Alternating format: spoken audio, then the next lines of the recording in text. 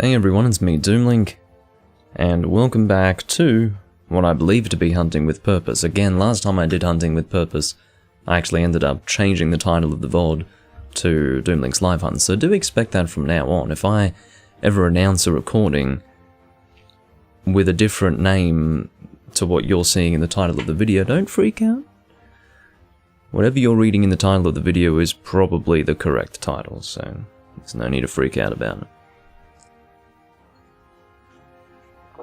It's good to be back in 3 Ultimate. I took a little bit of a break from it by going into Generations Ultimate, mainly out of curiosity to see what on earth was happening in the Generations Ultimate community post Rise release. So, yeah, it's kind of dead. It's only a little bit more active than this game at this time, which isn't a surprise at all. There is no purpose, how dare you. The purpose is most likely to hunt with Vernon, although I did forget to confirm with him as to whether or not he was going to hunt today, but he often does, so I'm going to Twitch now, see what's happening in our Twitch chat. Yes, failed to load module. You always fail in some regard, don't you, Twitch? Although it's not like YouTube doesn't fail half the time as well. Anything going on in the Twitch chat? Not that I would know. I'll check on my PC. My desktop, that is. No. Certainly not. Certainly not. That's alright. Pausing playback there, getting my chats popped out. I mean, it's real good fun, isn't it, when I let you know what I have to do prior to going live. Well, you know the fun thing. Screw the Generations community. Yeah, I've never cared for that community. I've had long discussions about the issues I have with that community in the past. Okay, so what I have to do now, which is something that always annoys me, but I have to actually go into the YouTube settings so that YouTube, and actually select the game manually. Otherwise, YouTube thinks, for reasons totally beyond my reckoning, that I'm actually recording Monster Hunter World, and again, there is nothing in the video that would suggest that, and there's nothing in the title that would suggest that. I mean, it literally says 3 Ultimate, so I don't really know where the confusion is, YouTube, but if there is one thing that I can say about YouTube, if there were one word or phrase that I would use to describe YouTube, it would be the word confused. YouTube is very confused. It seems to be run by AI at this point, much like Google is. You'd have a tough time interacting with a human being if you're going through Google. So, yeah, that's a story in and of itself. Excuse the chair. Alright, chats should now be organized, ready to go. And, yeah.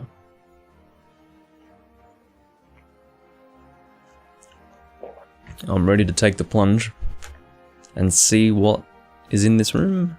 Hold on. It would help to get my controller reconnected. Here we go. What have we got? We've got someone who seems... Oh, it's Hypertail. I remember playing with Hypertail before, although I really don't know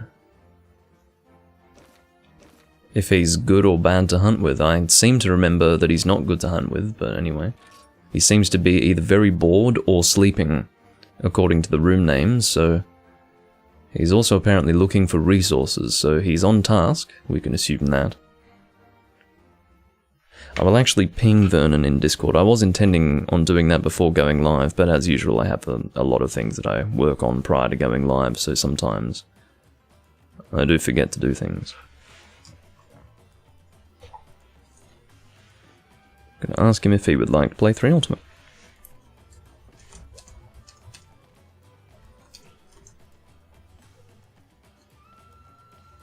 Now again, as usual, I do not have my keyboard nearby, so can't really greet this individual.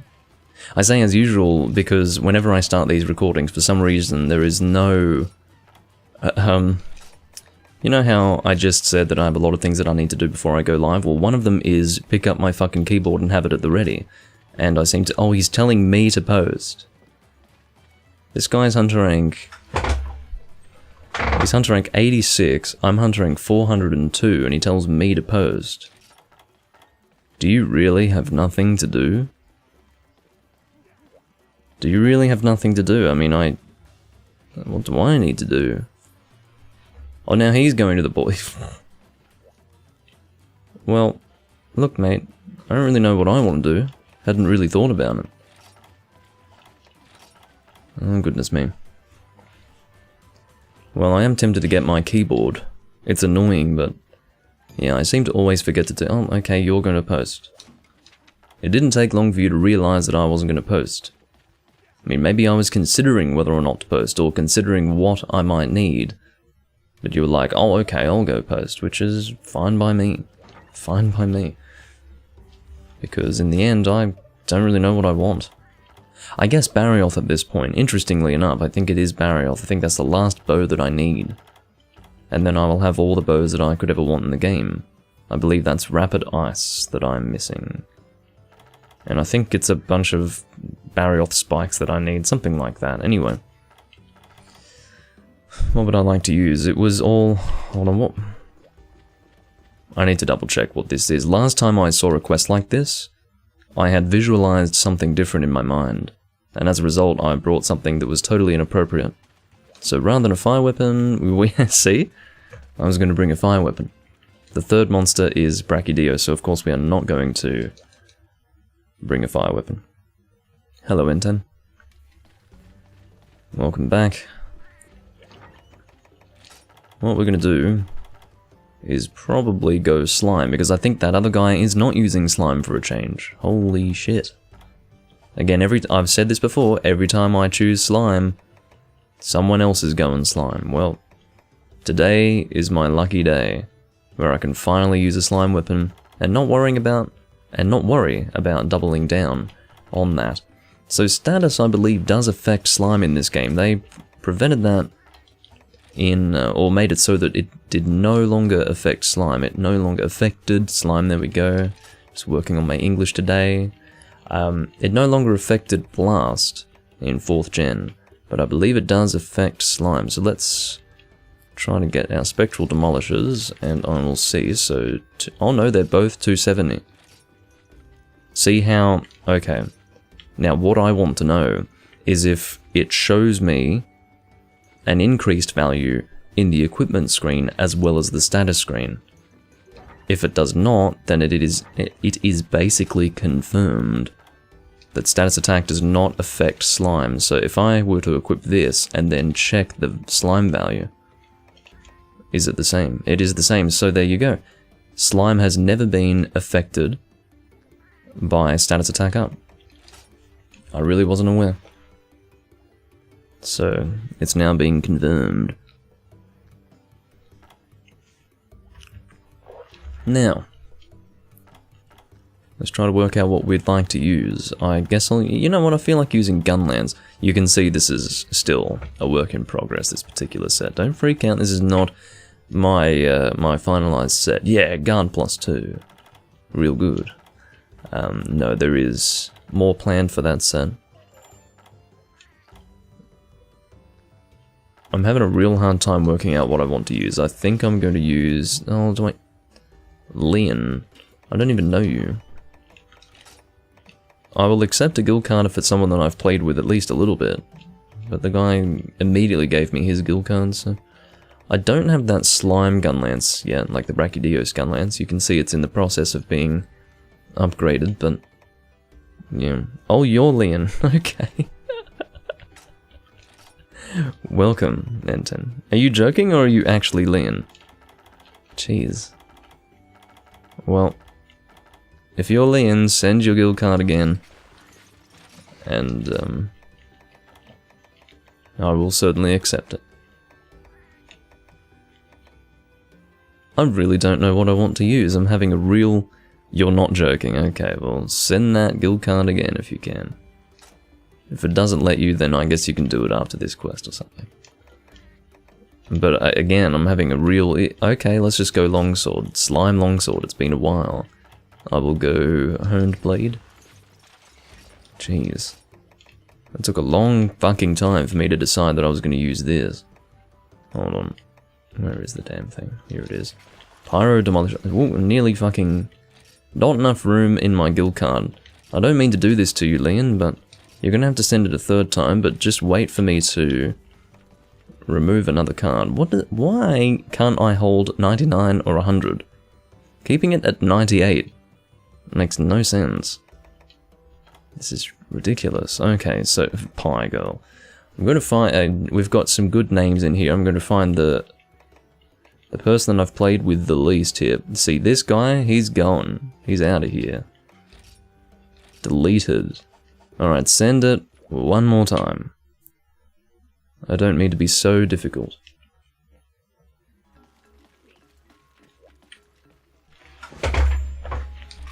Rightio. You have played quite a little bit of this game. Quite a little bit. A hunter rank of 844 is not minor. Although... Hold on. 3,800 quests. Yeah, that is absolutely legitimate. Oh, goodness me.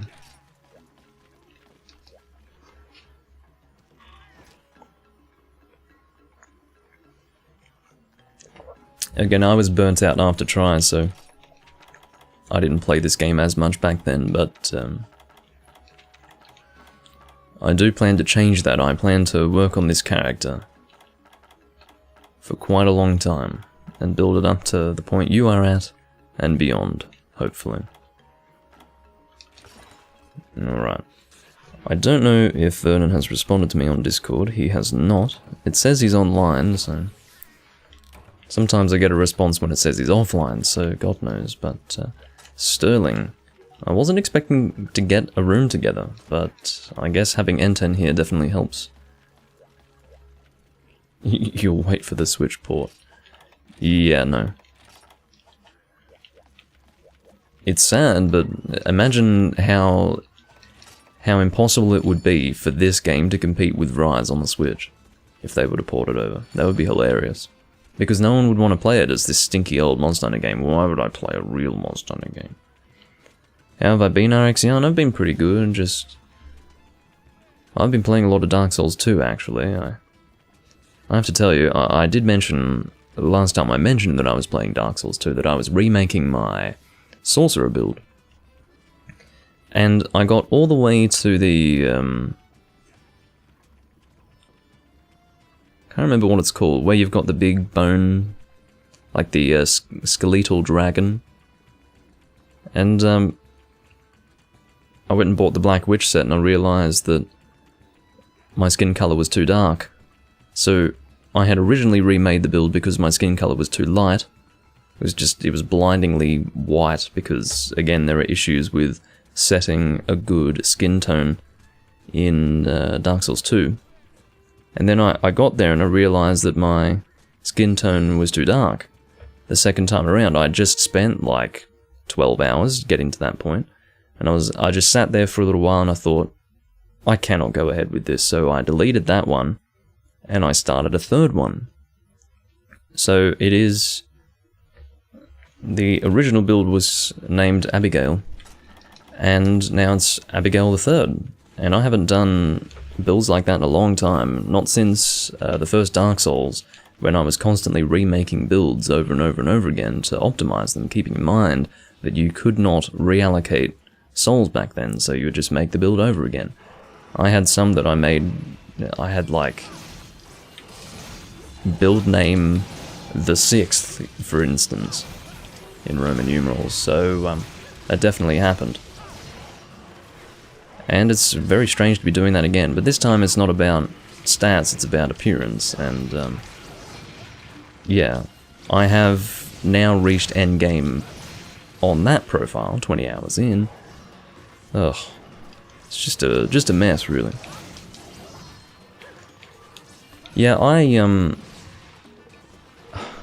I'm at peace with Dark Souls 2 now. It really was the beginning of the end for me as a Souls player, but it was only the end for a short while.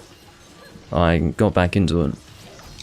And got back into the Souls series, that is, and that was as a result of Dark Souls 3 actually being good, when I assumed that it would be terrible. It certainly was not. But I'm at peace with Dark Souls 2 now, you know. I can appreciate it not as a Souls game, but as a video game. And that was made possible just by playing the PC version for a little while, and I got to the point where I just got over it. There are certain things about the game that are decent and that I can enjoy. I just had to get used to the fact that it just generally felt worse to play than any other Souls game. It was the third that I had played at the time, and it was just so much worse. And I was so disappointed at the time that I couldn't play it. But things have changed now. I'm alright with it.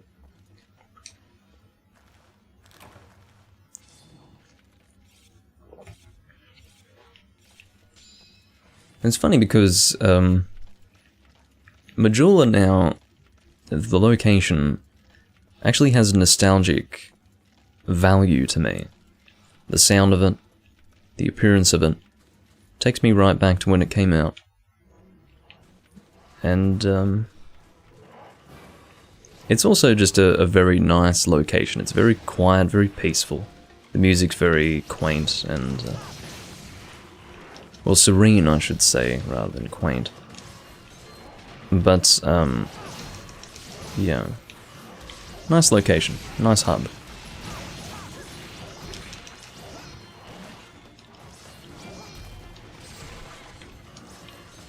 I'm playing rather awkwardly right now, I don't know why. I think it's because I'm so used to Souls right now. Ow. At least I wasn't upswung. Sterling's got his Devil Joe switch axe. I can't remember if there was a Devil Joe switch axe in Portable Third.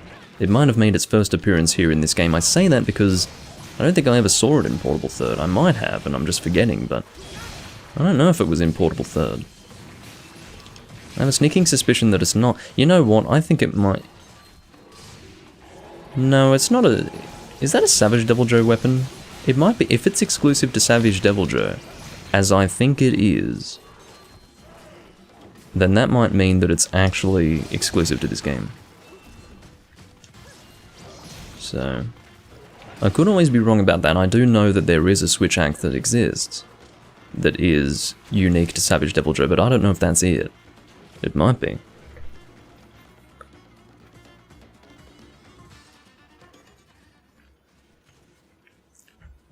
Well, Rivian, regarding the lore, I was told that it's completely separate to all the other Souls games. So if I cared about the lore, that would probably affect things for me. To know that it, for some reason, has no connection to the other games. But, yeah.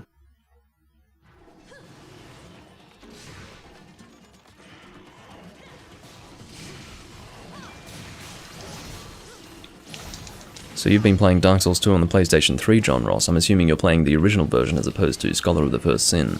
I don't like Scholar of the First Sin, I will say. I'll put that down on record. I think it's shit. I think it's just a worse version of the original game in almost every regard. And the original game had a lot of issues, so...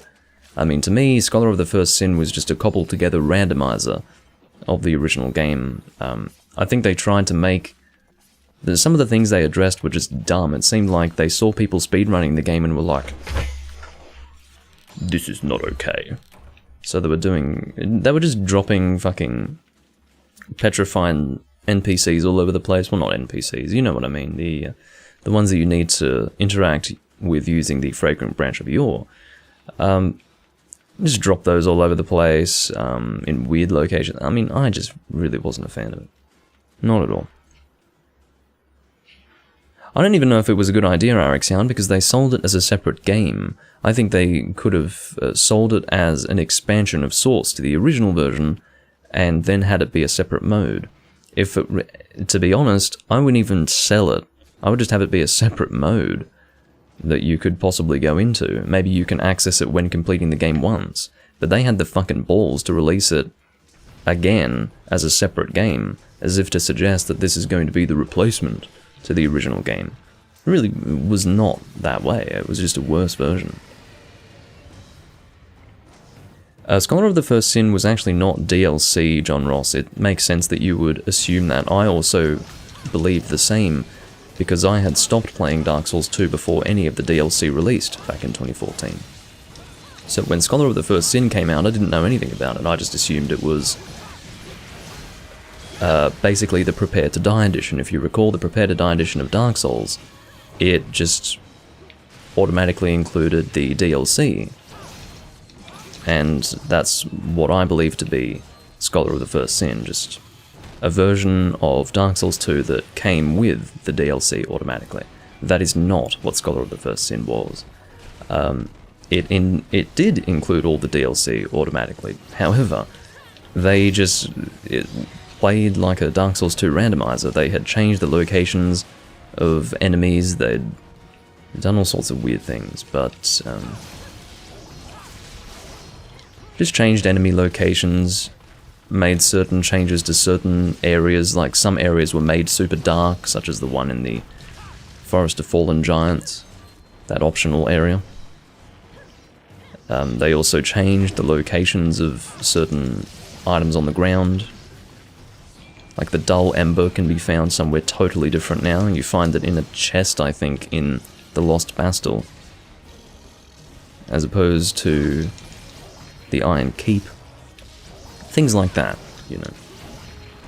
So it was changed in sort of a gross randomizer sort of way. I mean, you can just get a randomizer mod and have a better experience than what you would have in Scholar of the First Sin, so. Yeah, I also have Prepare to Die on PC RxYound. That's the only version that I really play. I don't like the way the Dark Souls remaster looks. I think it looks way too colourful. The game was supposed to be rather muted and gritty, visually speaking. But now it looks really vibrant and colourful, and it's just weird. Doesn't make any sense to me. Like, for instance, I think you can go to Firelink Shrine and it looks so green. I remember playing the remaster for the first time. The only reason why I got the remaster was so that I could play with Ethan. Ethan, of course, wasn't going to spend some stupid amount of money on the original version, which has now become something of a collector's item. And, yeah, he went and got the remastered version, which is fine. It obviously plays better than the original PC version with DS Fix. If you don't have DS Fix, then there's no contest, obviously, but with DS Fix it still plays a little better than the original PC version, but it's so damn colourful. It's like really weird. The only thing that I would say the remaster did very well, aside from fixing all the problems of the original PC version, was to add a bonfire by Vamos. I felt that that was a good thing to do, because that was something that used to bother me back when the game was new. I used to think, well, why do I have to manually go all the way there from, say, Firelink Shrine, instead of just being able to warp there with the Lord Vessel? It bothered the hell out of me, so.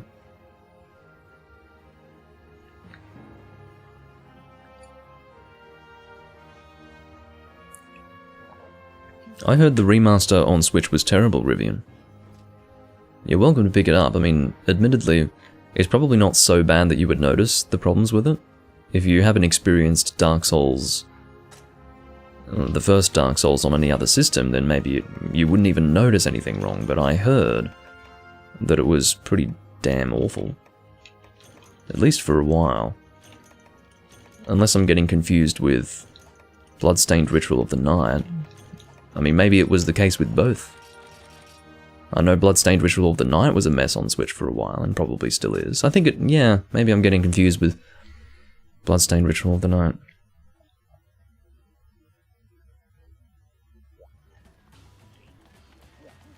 Well, yeah, RxYound. I'm comparing mainly to Dark Souls 1 Prepare to Die Edition with DS Fix enabled, which allows for 60 FPS. And people talking about there being glitches with 60 FPS in the Prepare to Die Edition on PC, I really can't corroborate that because I've never, for instance, I've been told, or was told in the past, that if you were to slide down a ladder at 60 FPS, you would run the risk of falling inside the world. I never had that happen. There's that super long ladder, for example, in the Great Hollow, that I've slid down many, many times, never once fallen through the world. You know, I've played that game plenty. I haven't run into that issue, so I'm not sure. Oh god, rage match, here we go. So I'm of course going to bring smoke bombs for this. I think I'll bring a Pierce heavy bowgun. I think that would be a good choice. There we go.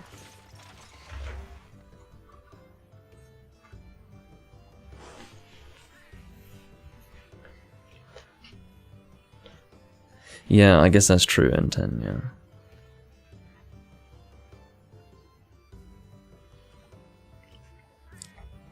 Right, so the Switch version is rather similar to the PlayStation 3 version. I played mostly on PlayStation with the first Dark Souls.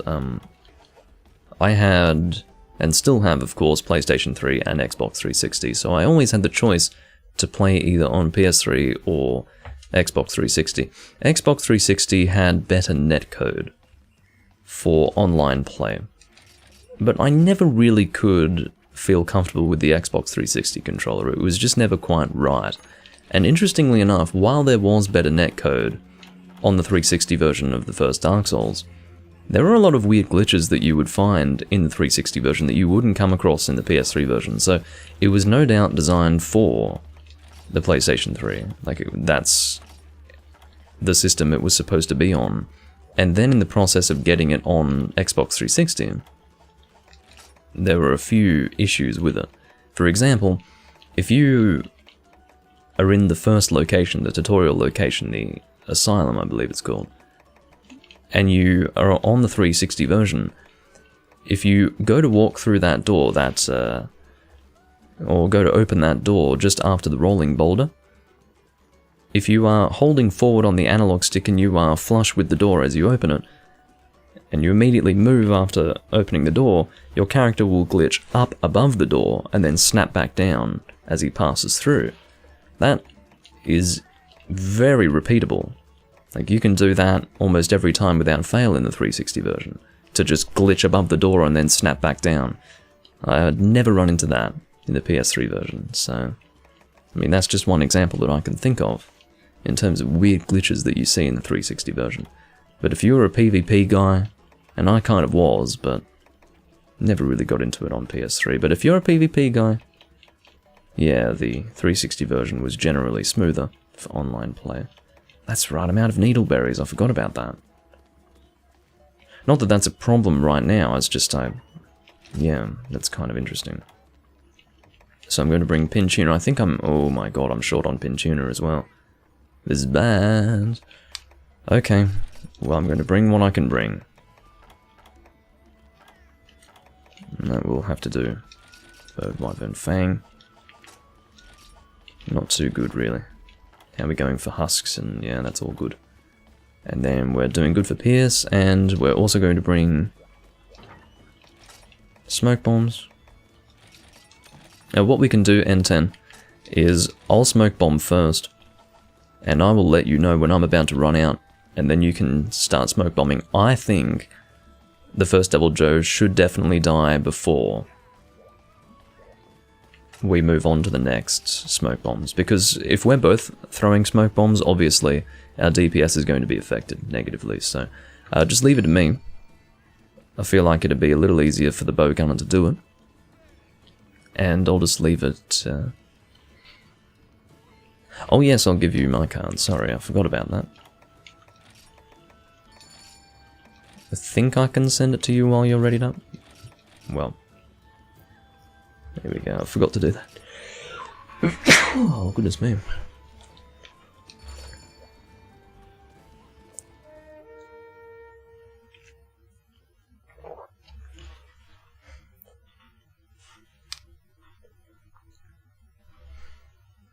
But yeah, been playing a lot of Dark Souls 2.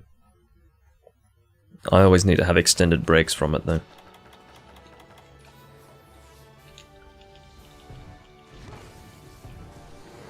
Alrighty. So I should be able to get away with emptying one clip into him, and then I will keep an eye on dropping that smoke again. I believe smoke lasts about... I almost want to say it's less than 30 seconds. I think it's closer to 20. I actually can't remember what it is, but... Okay, I think we're about to run out of it, yep.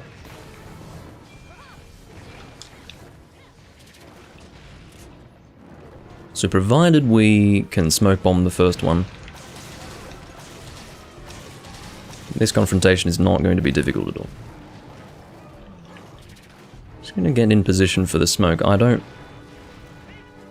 want to accidentally get too immersed in my shooting. It's okay, I can take that hit.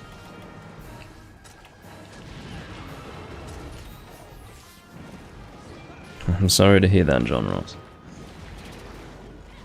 Potato, if you ask about that recording one more time, I'm going to lose it. I don't even know what recording you're talking about. Are you talking about the so-called 400 followers recording that, to my memory, I never agreed to recording? And what game even is it? Oh, no. I got distracted by the chat. There you go. That was a bit dangerous there. But yeah, I don't know what recording you're talking about, and it's probably not going to happen no matter what it is. If it's about the 400 follows, that is not relevant because I got bot followed, so doesn't count. The Poka Poka Idol Village special recording for 400 followers. Yeah, well, as I said, bot followed, so doesn't count. I'm expecting those followers to disappear, and if they never do, then whatever, that's Twitch's thing. So I'll probably wait until I get to like 600 before changing my Twitch setup to reflect the number of followers that I have. In other words, you know, setting up things that require 400 followers, for instance. So it doesn't feel right to set anything up that would require 400 followers when I got bot followed to 400, so yeah, I'm just gonna leave it be for now. Some people get really down about getting bot followed. I don't really care. It's awkward, but it doesn't bother me too much.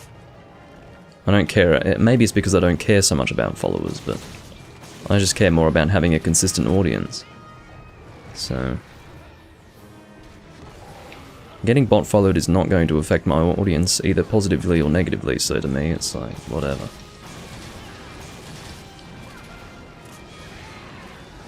Yeah, it actually doesn't matter. My only concern was that, well, I just wanted to make sure that Twitch knew that I didn't intend for it. The last thing I need is to get into some sort of spat with Twitch over it. But I'm sure it happens so often that it probably doesn't cause issues anymore with them. Oh god, no. This is taking quite some time, actually. Admittedly, Hypertail is not contributing all that much. And my DPS is quite poor at the moment because I'm spending so much time dropping down smoke bombs and preparing to drop it down. It's not just the process of dropping it down, it's getting ready to drop it. Oh, whoops. Don't know what happened there. Oh. Did he... No, he didn't spot us. I thought he was coming to take us on. Must have just caught him in time. Or... Oh. That was a bit dangerous. I do not want to be getting defense down with gunner defense, thank you. That would be a little awkward. More than a little awkward.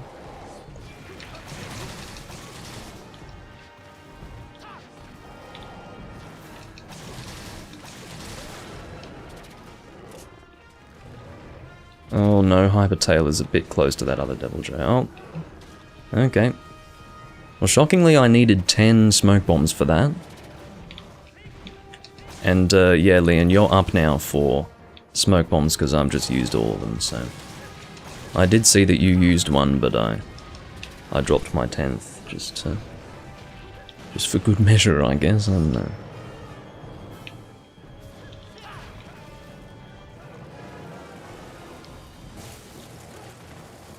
There we go. I'm kind of shocked that he's still fucking alive. I mean, we're 5 minutes in. If this was try, we'd be getting shat on right now. Because in Try I had to get the first one killed in 3 minutes. Unless you're willing to smoke bomb the one that arrived 3 minutes in. I believe it was 3 minutes, I'm going based on memory, but I'm quite sure that's correct. For people who do need their carves, they do need to carve that Devil Joe because he'll despawn in like 2 minutes, if even. Oh, that's a hungry Devil Joe, if I've ever seen one. Immediately starts eating the other one. Doesn't even bother with us, he's just like, oh, I'm very hungry. Hey, gaming. Oh, I don't think so, Potato. I'm pretty sure that's just your perception. Try players, well, we all feared Devil Joe at one time or another. I don't believe he ever changed, we just got used to him. For those who played Try, any monster that was in Try, we all got very used to because there were hardly any monsters in Try, so you'd end up fighting the same monsters over and over and over again, and as a result, they would become very easy to fight. And Devil Joe was one of those. I mean, I don't have any issues with Elatrion anymore. I remember when I was first fighting Elatrion in Try, that was a bit of a challenge, particularly when gunning. But now I basically gun him exclusively, and I know exactly what he's going to do at any time, and that's because I've fought him a lot in Try, and in this game, and in Portable Third as well. So the monsters just become easier when you know exactly where you stand and what you can get away with and what they're going to do at any given time. There's really no challenge at that point, which is the idea of Monster Hunter. You are rewarded by learning the movements of the monster. It's just how it is. So it's a good thing.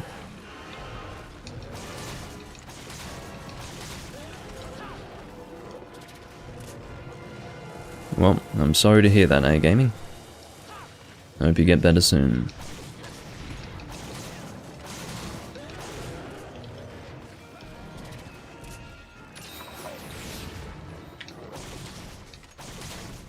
Well, definitely don't encourage John Ross to do a skip glitch in Dark Souls 2. I don't do it because that's not how I like to play. I would never do a skip in a vanilla run or a run of any sort, really. But yeah, don't encourage him to do that. He hasn't actually played before, so it would be quite unideal for one's first experience.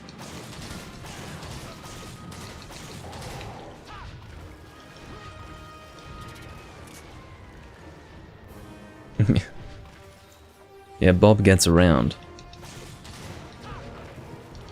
I'll tell you what, if Bob was there, he'd do it, eh, gaming? He's a fucking dick.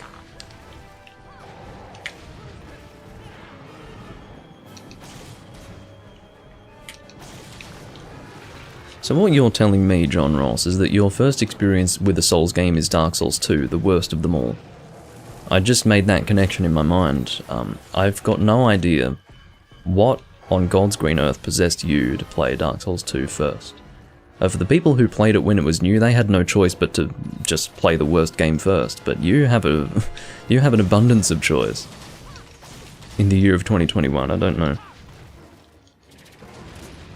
how on earth you decided that was a good idea, but anyway. It's just a bad idea to learn the conventions of the Souls series through Dark Souls 2. It's just a bad idea.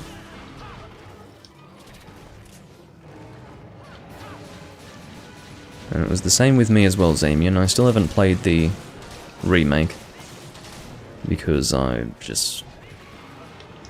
don't know. Can't get that PS5 and I have no real intention of getting it until it's not expensive. That's all I can say.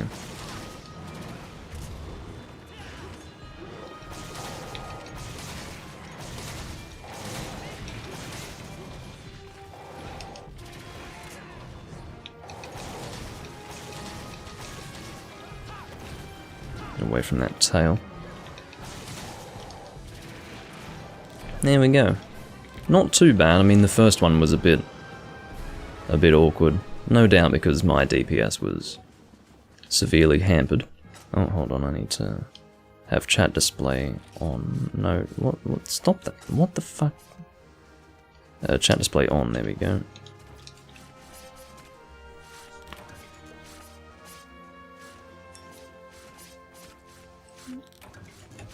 Well, yes, I know that, Potato. Regardless of the chip shortage, I was not going to get a PS5 until it dropped under, like, I don't know, 300 Australian dollars probably, which most likely will not be the case for many years, so... Yeah, I have no real interest in spending lots of money just to play one game.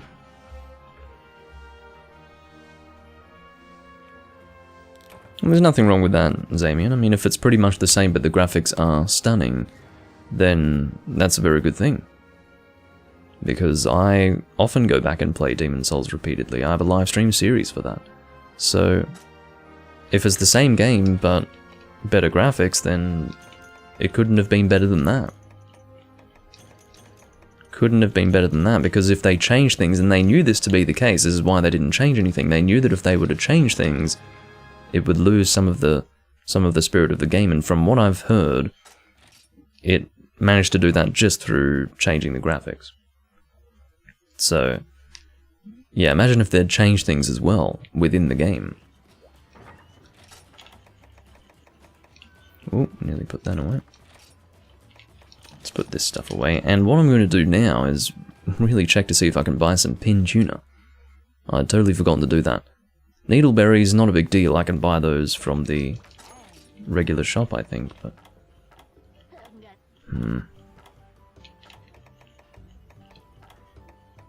Well,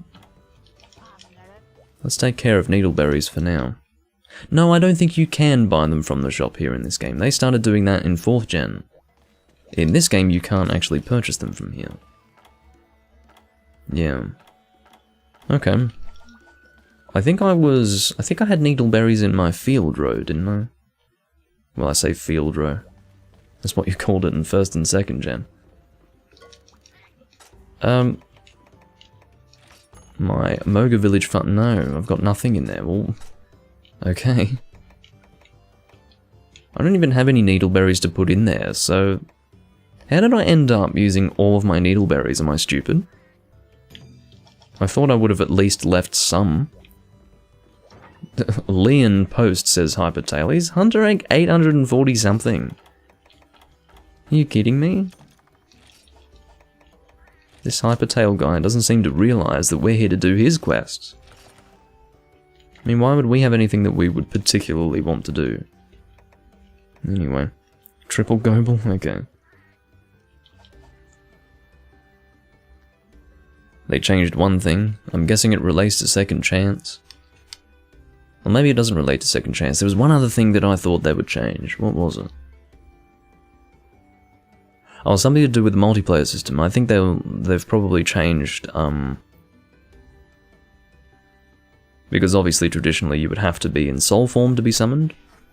They might have changed that, because they made that change with more recent games. You know, something to streamline it. Streamlining related changes, because otherwise people would be going, this is too clunky. I don't like this. It's like, oh, shut the fuck up. Oh, they added a secret to the game. Well, that's interesting. I'm glad that they didn't include any streamlining changes, because that means they really were serious about keeping intact everything that made that game special, so that's impressive. And I look forward to playing it for the first time, just to see how well they did with it, because it sounds pretty good so far. From what I've heard, I mean, doesn't matter if it's lost some of the charm, I think that's inevitable. But as long as nothing has been really changed, that's pretty impressive. What's impressive is the fact that they were able to do that. That no one just walked in and said, no, we can't have this be in the launch title for our PlayStation 5 console. This is too difficult. Make it so that people can put down their blue eye stone when they're alive, otherwise they're not going to get it.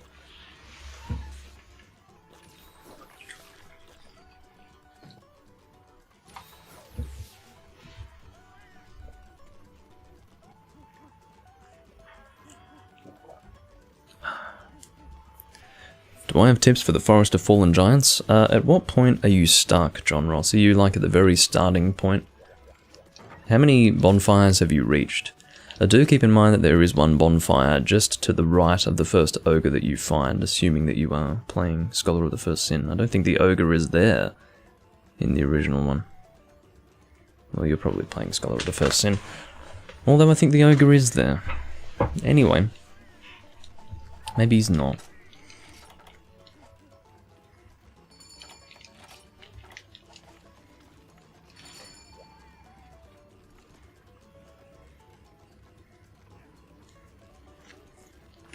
So just make sure you get to that first bonfire. It always makes it harder if you haven't gone there.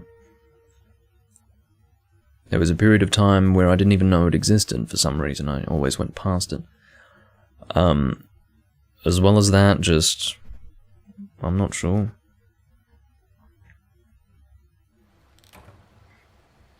Well, that's right, he said it was on PS3, so he's probably playing the original version.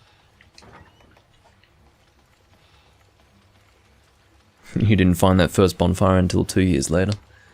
Yeah, it was about the same for me. For some reason, I didn't even notice the damn thing. Never even noticed.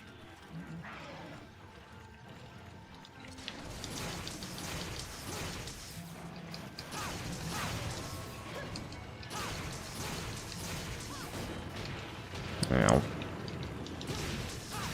Just gonna get rid of this, sorry, Sterling, I'm probably... I guess I wasn't flinching him, it didn't prevent him from playing the songs, so... Yeah, I was just trying to kill that Ludroth, he was being a bit annoying.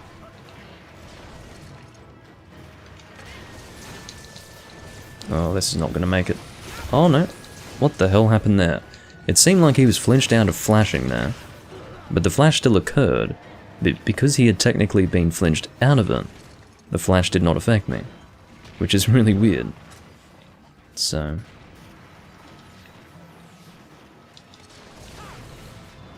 Oh, I never really had too many issues with the Forest of the Fallen Giants. I had the benefit of having played the first Dark Souls and Demon Souls at the time, so... I would still say the game challenged me, but... Yeah, it wasn't too bad. I recall going towards the... Tower of Flame way too early on. I'm pretty sure I was doing that, but... Yeah, that was cause for difficulty.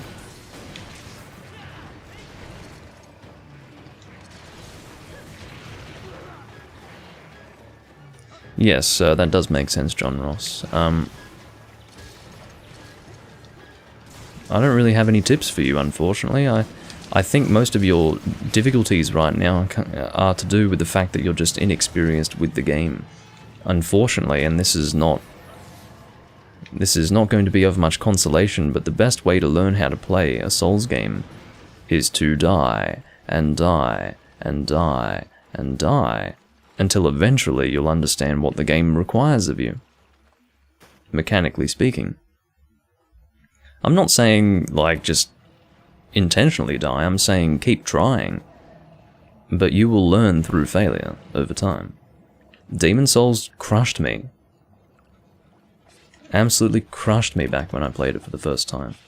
It was really the only game of its kind at the time. It was totally unique. And I knew what I was getting into. Well, I thought I knew what I was getting into when I got it. I knew it was going to be crushingly difficult, but it fucking destroyed me back then. That was how I learned how to play Souls, and I can tell you now, it was more than unforgiving. It bent me on, it had me on my knees, figuratively speaking. Yeah. I mean, of course there are some little tips here and there. Well, what weapon are you using, John Ross?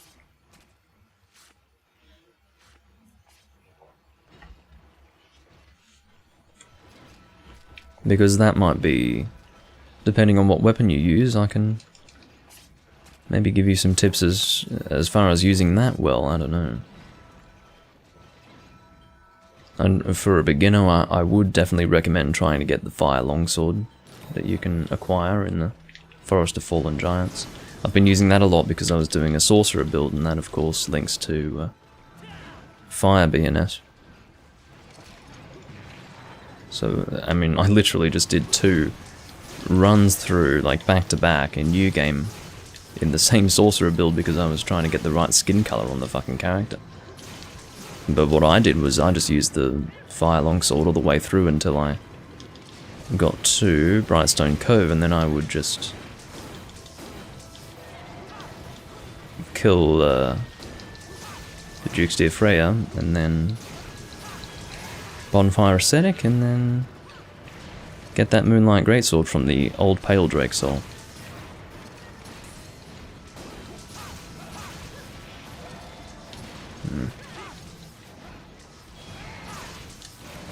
I love using this lance. I'm not much of a fan of the lance weapon type, I'll tell you that, but this is one of my favourite lance designs in the series, without a doubt. So whenever I feel like the lance wouldn't be a bad choice as a weapon type, and the monster's weak to thunder, you better believe I'll be using this thing. Because I absolutely adore this weapon design. You're using the straight sword, like, it's not called the straight sword, is it? Is it a broadsword, oh, maybe it is a straight sword. So it's not a broadsword, it's not a short sword, it's not a long sword, it's just a straight sword? A straight sword, I mean, you've got a broken straight sword. But my understanding is that straight sword is a weapon type. Maybe there is a sword called straight sword, I don't know. Because if there's a broken straight sword, there would be a straight sword, realistically, wouldn't there? I don't know. But if that's so, I would recommend,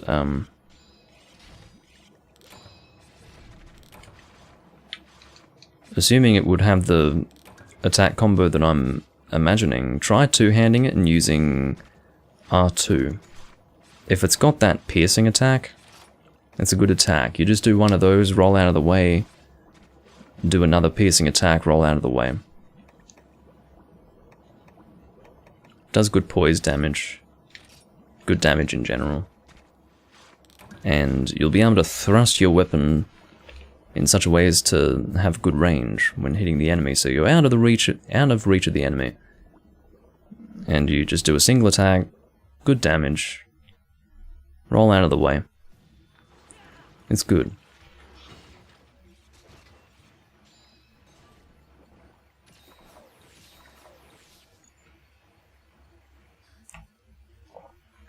It's the broken straight sword?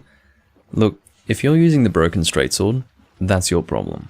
Do not use the broken straight sword, for the love of God. I don't know what weapons you have on hand, but the broken straight sword is about the worst you can possibly use, so don't use that. The hint is in the name. It's a broken sword.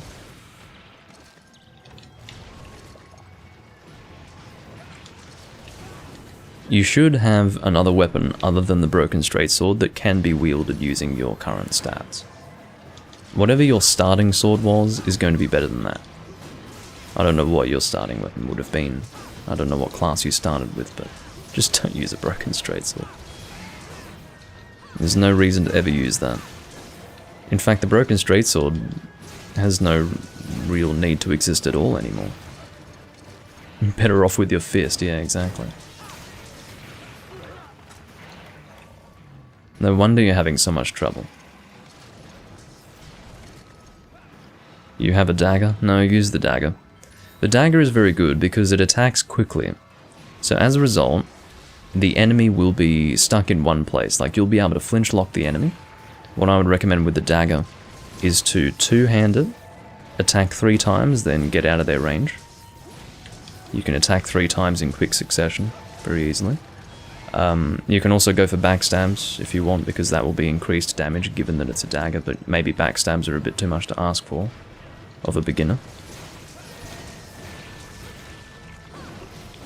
You can two-hand your fist, yeah, that's pretty weird.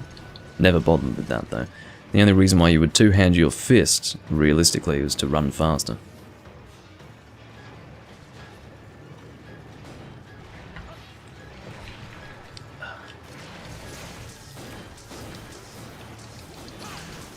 He's limping out. Let's try to one-zone him this time.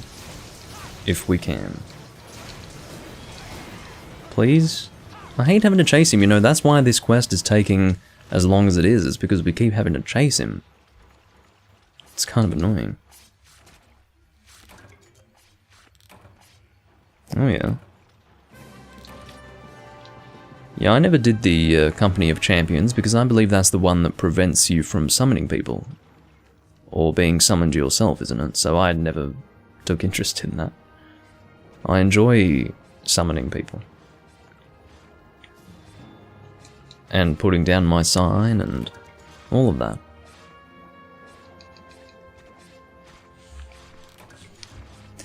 But definitely, don't be discouraged by the dagger. The dagger's very good. It's going to be a lot more functional than a broken straight-sword.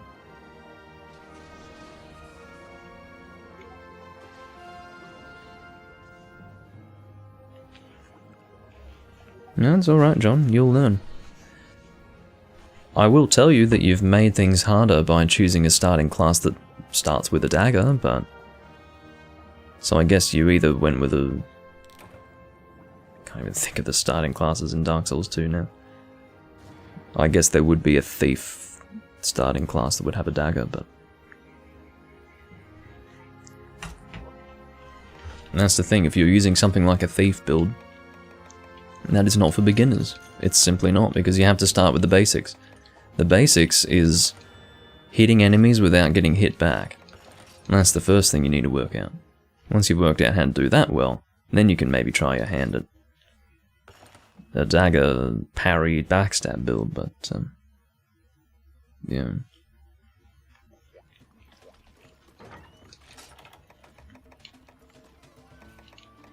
Well, this has definitely turned into a Doomlink's Live Hunts recording, so do expect a change of VOD name.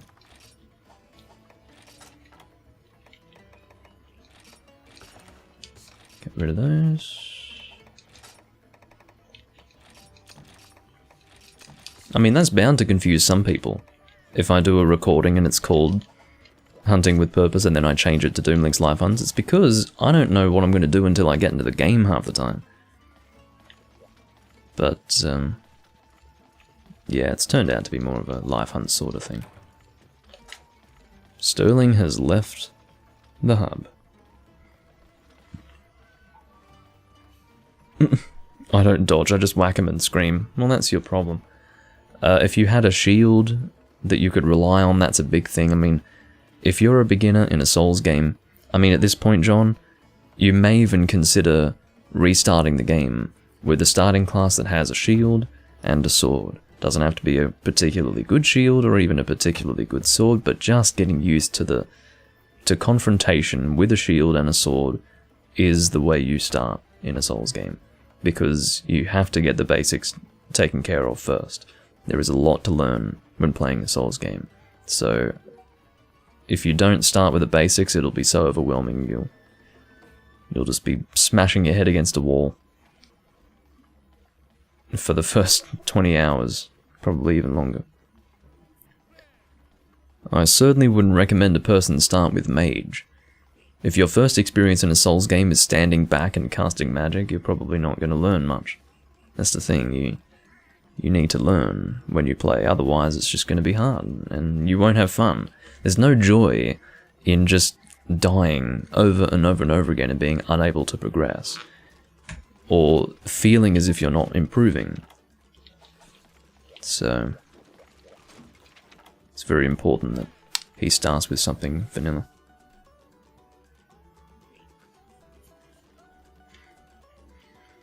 Okay.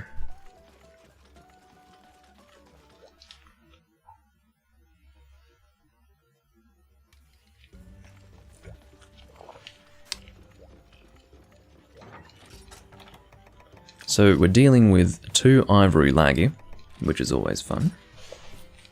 So therefore, I guess fire would be my element of choice. What weapon type would I like to use? Let's go dual blades.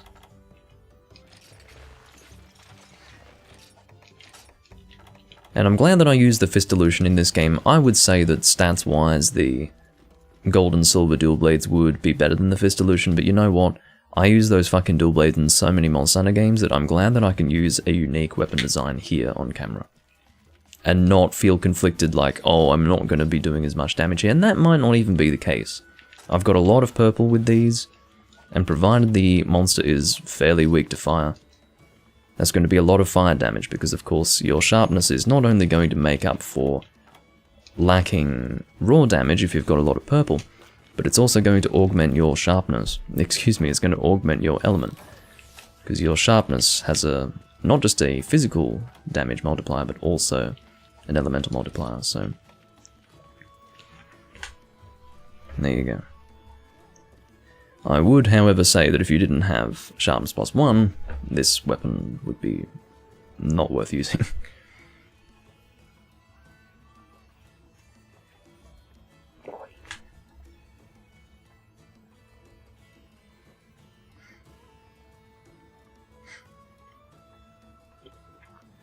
I generally don't bother with Deprived, I don't know why. There was a reason why.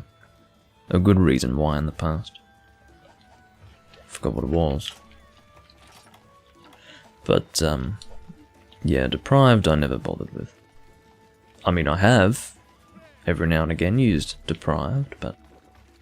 And it makes things a little more fun, too, in the early game. Not recommended for beginners, though, I don't think. Well, I wouldn't say it's too challenging A-gaming. You can get armor in the early game very quickly. And you start with the club, which is a pretty decent strength weapon, so... It's really not too bad at all. If you didn't start with a weapon, that would be a little different. Like if you had to punch enemies, I mean, I don't find Deprived to be much of a challenge, it just requires you to go and get some armor. When otherwise you'd have armor to work with immediately. You coming out? Yes, you are. Well, I'm bloody glad to see that.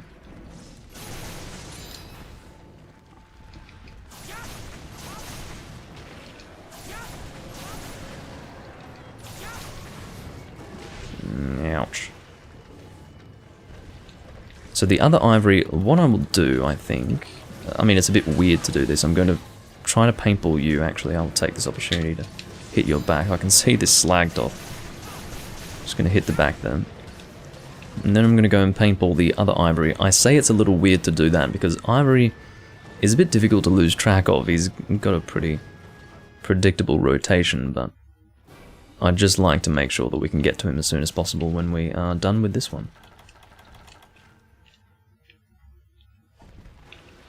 Just saves time and it's cleaner and easier.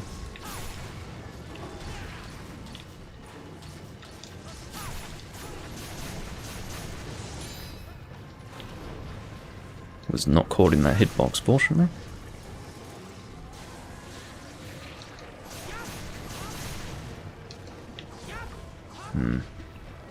Not doing too well on the stamina front right now.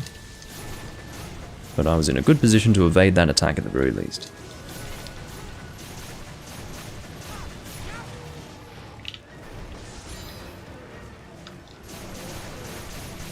Just demon dancing the back there, getting maximum damage out on the elemental weak point. That's pretty funny.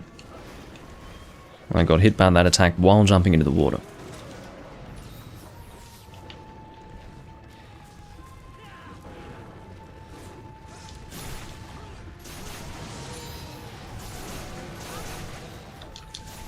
Just staying behind here. Oh, maybe I should go for the tail. Let's do that. I was about to say that I'm staying on his back legs just for safety's sake. While the back legs might not be as good for damage, you will have higher DPS to make up for it because you probably won't be getting hit too often. That's the idea. Usually the weak points are in the more dangerous areas of the monster, because they want you to be rewarded for putting yourself in danger, basically. It's all about the balance of confrontations with monsters.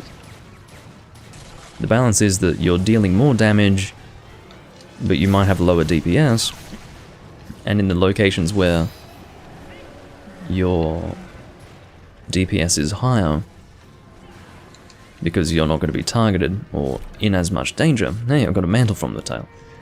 When you're not going to be in as much danger, you will do less damage because it's balancing out the fact that you're hitting him a lot.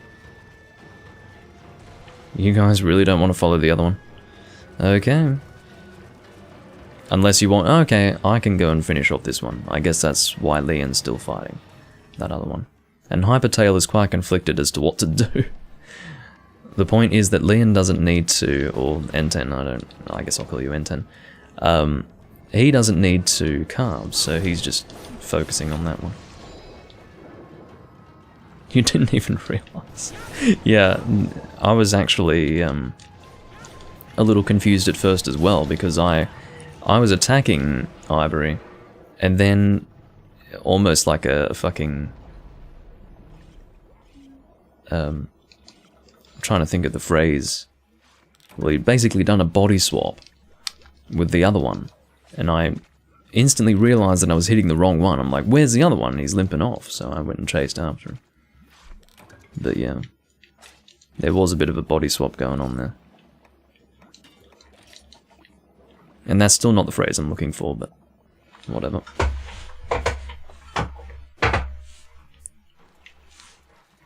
I'm not too much in the corner, I don't think. What's he sleeping for? Do you have a sleep? You don't have a sleep weapon. Oh, you've got a gun. Hold on.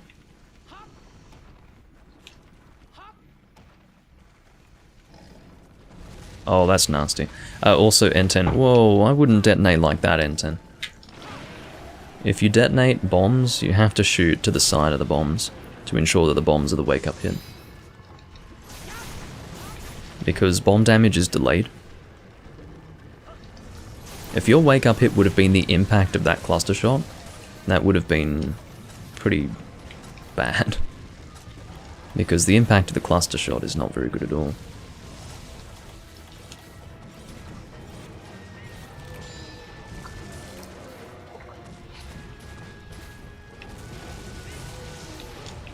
But I don't even think we really got any explosions off on the head in the end, which is a real shame.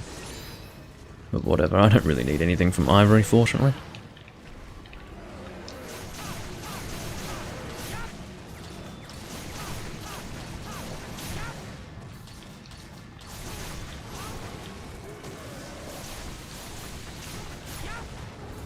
I've got a barking dog outside that I swear to God I'm going to put a knife in its throat.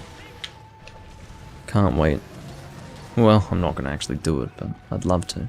And I love dogs, I really do, but that particular one is an ugly rat of a dog.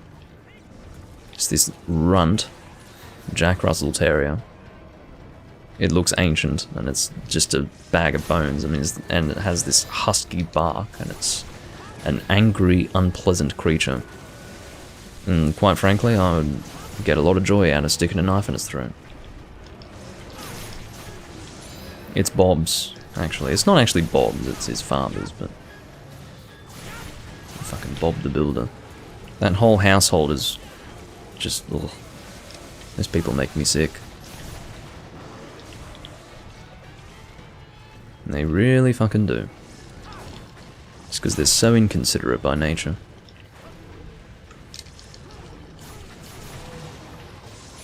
Alright. The dog you own will always be a reflection of you. And if you've got an aggressive, ugly bag of bones for a dog, might say something about you. Just maybe. Alrighty. Again, I need to be careful with what I'm carving here, or at least I need to keep an eye on what I'm putting in my box, because I think I've got 99 on most of my Ivory Lagiacrus stuff.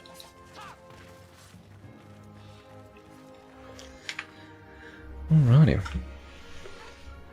Oh no, I'm having problems with my chroma key.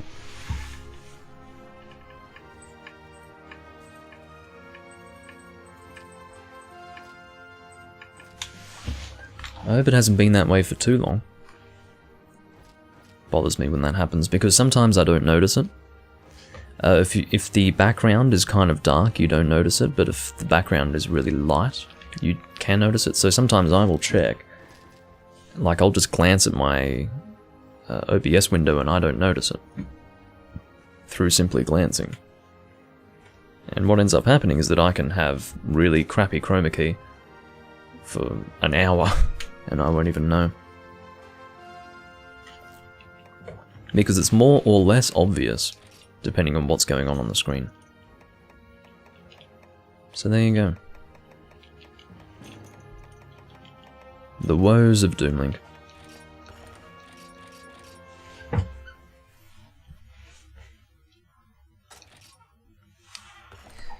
Been live for only an hour and 10 minutes. I don't know why, but it feels like it's been longer than that. I guess this will definitely just be a 2-hour long recording. Don't need to go for longer than that.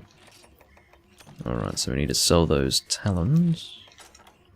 Or that talon. Yes, that talon. Singular. How the hunt's going? Pretty good, Vernon. You are welcome to join. We have a free spot for you. I'm actually hunting with Enten right now. He is Leon in game.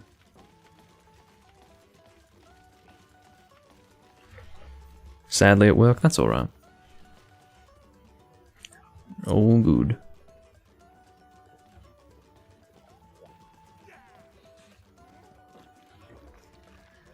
Oh, he's got the... I think that's full silver Rathalos. It's got fire attack +2 in this game. But it's, what has he got? He's got blight proof there. So he's given himself blight proofs, but, blight proof? Can't fucking talk, my god. He's got blight proof, but his innate skills are fire attack +2, razor sharp, weakness exploit, and recovery down. Really? I don't understand. I don't think he's got decorations in.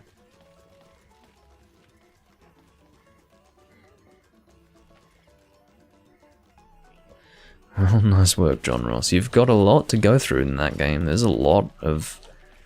It's a very long game. I mean, if that's going to be your first proper Souls game, you'll see that it's just going to go on and on and on. Especially if it's taking you a long time to get through the first area, so... Which might be a good thing. Might be a good thing. I don't know if I'll use a fire or a thunder weapon for this quest.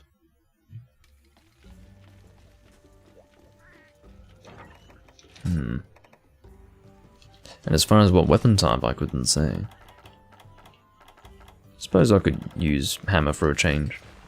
Why not? Could use... Wait, no, that's dragon. Portsmark is dragon in this game. For Awakened, so what is my... I think my... Yeah, here we go. Lagio Vortivolt. Which is a funny weapon. Look at that. That's actually a really cool design. I suppose there would be... No, I don't think there's an Abyssal Hammer, and if there is, then I think it's actually not necessarily better than what I have here. Let me have a look. I don't think it's craftable outright. Oh no, it's bloody well craftable outright. Oh yeah, I don't like the design, that's what it is. Yeah, the design's a bit shitty. I never see people use this hammer. Have you ever seen anyone use this hammer? Because I haven't. I might have seen maybe one guy use it ever. But this is a very uncommon nether weapon. I just use this, Lagio Vortivolt.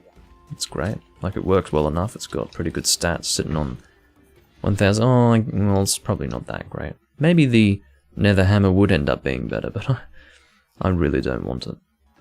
I don't need it. And this looks way cooler. Way cooler.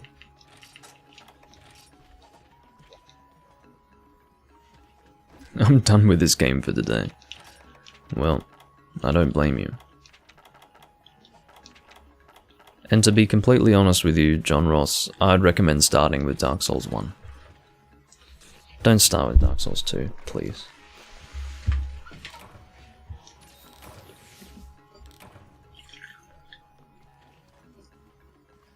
For goodness sake.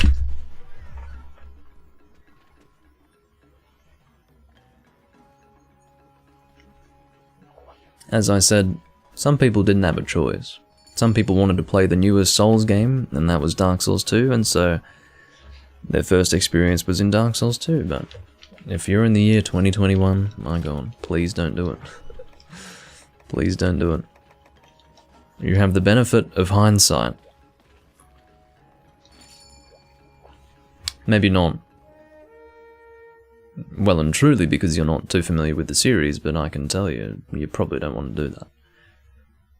We've got two people going hammer here. To be completely honest, I didn't realise that Hypertail was going hammer. He's actually using the ancient hammer, which you don't see too often. But yeah. 2 hammers on... 3 hammers, okay. Well, 3 hammers on Nagakuga is probably not going to be too fun, but whatever. I wasn't expecting to just get a triple pound immediately with that. It's not often that you can just walk in on a Nagakuga and just get a triple pound, because he moves a lot, you see. So that would be what I would describe as an unusual turn of events.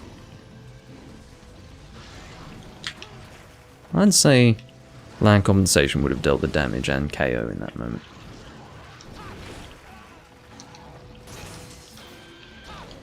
Hold on.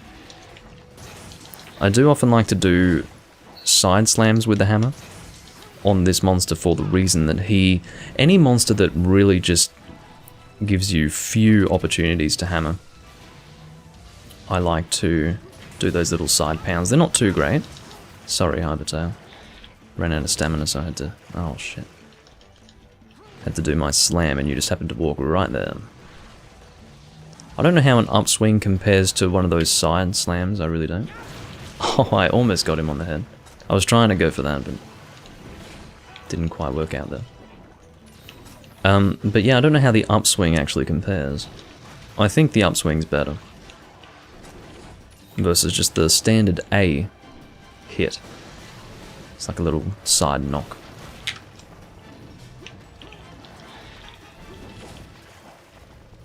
Trying to get in there. Oh, it's kind of hard to get around those wings, I have to tell you. Sorry, Hypertail. You don't even have raw resistance on that? Well, yeah, you're using full Silver Rattler, so you wouldn't, but... if you're going to use a hammer, you've got to have that raw resistance, my friend. Oh, you know, had I kept going, I would have gotten the golf swing off, but I wasn't anticipating a flinch there. Alright, can I get him on the turnaround? No, because he went and faced Hypertail, and I was also moved by his tail, I think. I don't know how the turnaround missed him there. Or how the slam on the turnaround missed him. You gonna face me? Yeah, thank you for that. Again, that's one of the reasons why solo hammer is actually easier. Because you know he is always going to turn and face you exactly. And for that reason, you can really take advantage of the monster's moveset.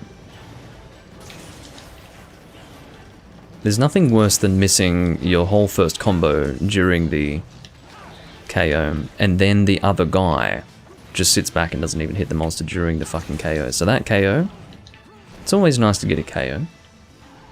Except, you almost lose that feeling when the KO ends up being kind of a waste of time. Or at the very least, you know, nothing is achieved during the KO. That doesn't feel all too good. Alright, turn around.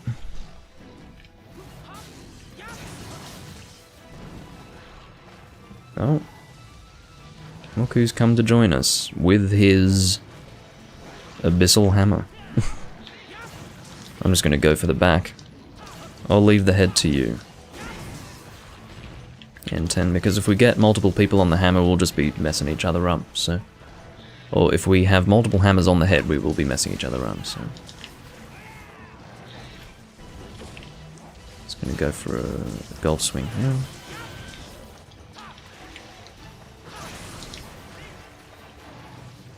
I can't help it. Have to go for it as well. Managed to get you there. At least it wasn't an upswing, that's all I can tell you. Yeah, when I'm near the head, I can't help myself. I have to go for it.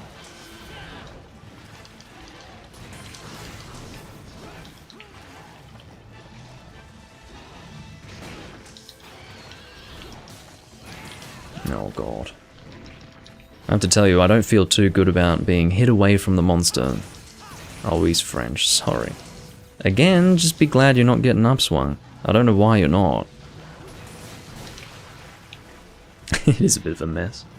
I don't know, well, what were you expecting? 3 hammers on Nagakuga? It could only be a mess.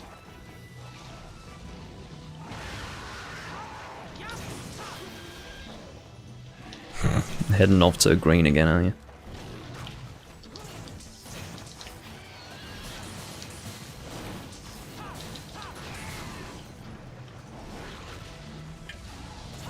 Oh my god, we couldn't even one-zone him. That's pathetic.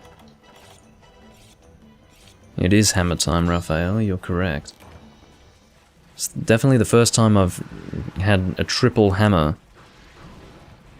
team, or like an all-hammer team, going up against Nagakugas. Generally you don't see people bother with hammer on Nagakuga. I mean, it's actually kind of fun, I enjoy hammering Nagakuga, but certainly not with this kind of team, where everyone else is also going hammer. That's typically not a great idea. You need to stop with that flash bombing, because it doesn't help, okay? It blinds me for a moment, and the monster becomes unpredictable. So you can fucking stop that.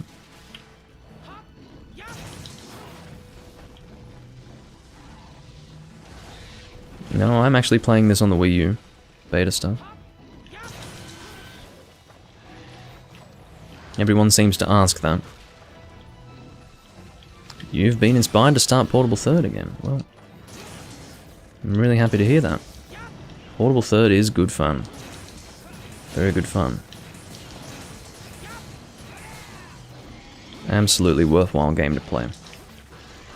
Doesn't have too much content, has a little less content than this game, obviously, because it's a higher rank game, but it has more content than Try, I can tell you that.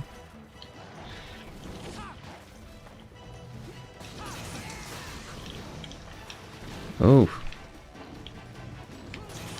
And that's a dead Nagakuga, and I will sharpen up for good measure.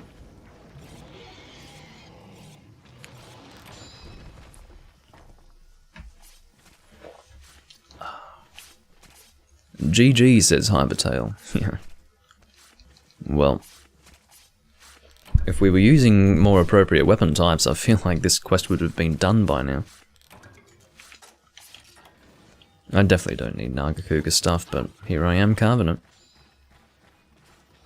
Well, it's not about needing. When I say I don't need Nagakuga stuff, this is going to sound weird. What I mean is that I don't have... If I say I don't need it, it means I've got stacks of 99 that I don't want to have to sell. That's what it really means. What the fuck? Oh my god. I'm being messaged by my old friend Atos. He's asking me to play Rise with him and I think some other people that I played with in the past. Oh my goodness. Poor bastard. Come play Rise with us. About that. I'm never going to be playing that game again. Oh, the head isn't broken. Oh dear. Oh no, it is. Okay, I didn't see it on that sign. And I'm happy to report that the quest is over. Thank God for that. I'm not going to carve you. Oh dear.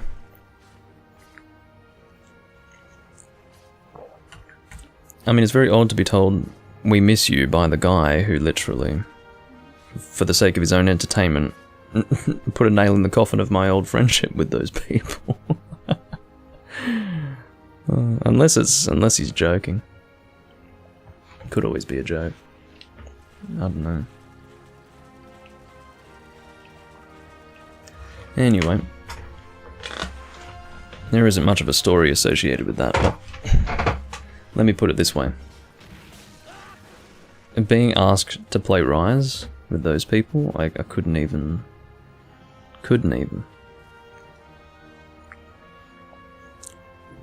I almost don't know where to start.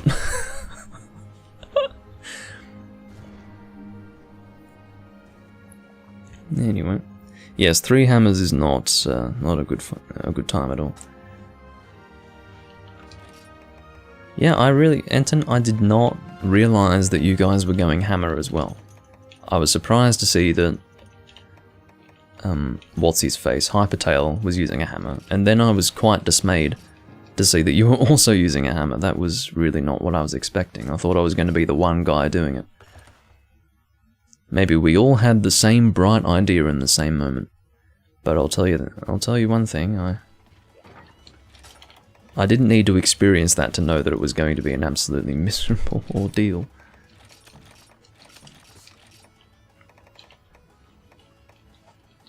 How am I going for honey? I think I've got a lot. Well, more than I sometimes do anyway. I think I was going to say multiplied for it, but I farmed for it. I'm allowed to say farmed because I do use a farm in this game. Obviously in later games you just trade for it, or multiply it. It's not done through some sort of farming process. Alright, so how are we going for regular potions? That's fine. Oh, I can get another stack of potions maybe. Just for good measure. VE bronze ticket.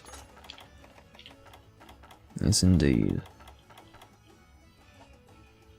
Bye.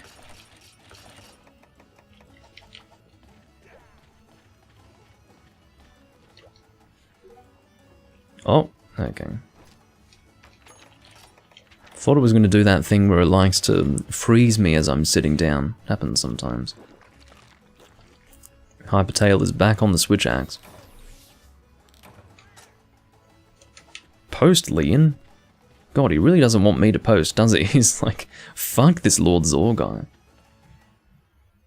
Hello, John. Welcome back.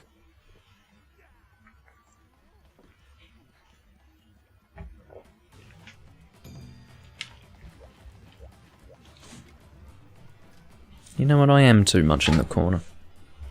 There we go, that's a little better. I don't like being too far in the corner. It's not as nice, you see. Nerves of steel. What would I like to use? Oh, I could use a hammer again. Although, I'm a bit hammered out now.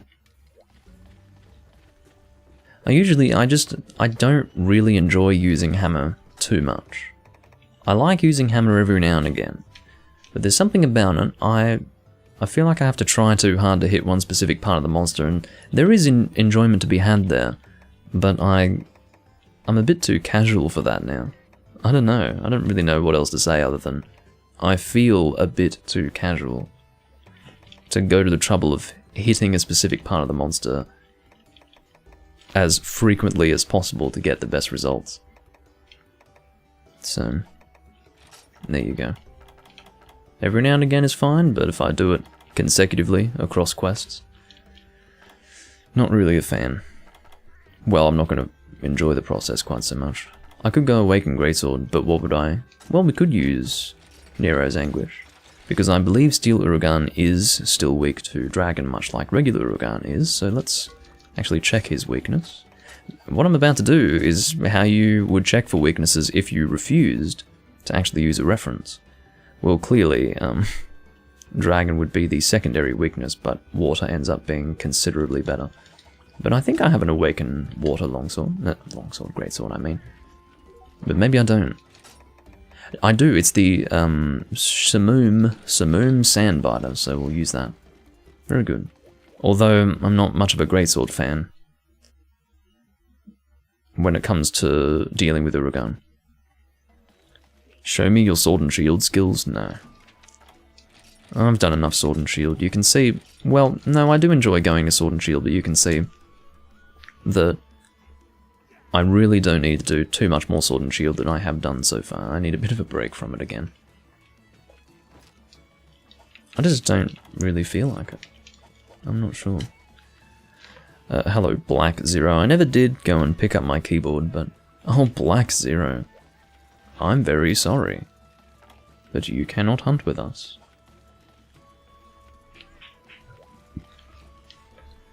I feel bad for him for the reason that there really aren't too many people playing at the moment, but I don't really feel like doing hiring quests. Hello, Michael. Sometimes using the brain for video games is asking too much. Yes, indeed.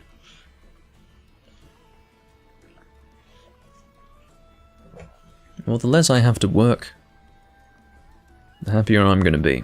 Well, not necessarily. I enjoy putting effort into what I do in Monster Hunter, but there's a line, you know. I'm too casual these days. And some would dispute that, based on some of the complaints that I make of my teammates, but I would say that I'm pretty lenient with my team. It's when they're just being really fucking useless that I have something negative to say. Like, for example, if I was one of those really unpleasant Hunter Rank 999s that takes this game way too seriously, I'd be giving Hypertail a real hard time for having recovery down. But, like, I don't care, that's his problem. He can work out whether that's making life harder or easier or what.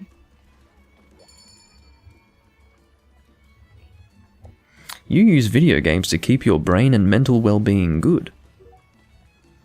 It tends to do the opposite, Raphael, but it does depend on the game. But it tends to do the opposite. Video games are not designed to, well, better you. They're a bit different to that. That is not true. Well, as I said, it depends on the game.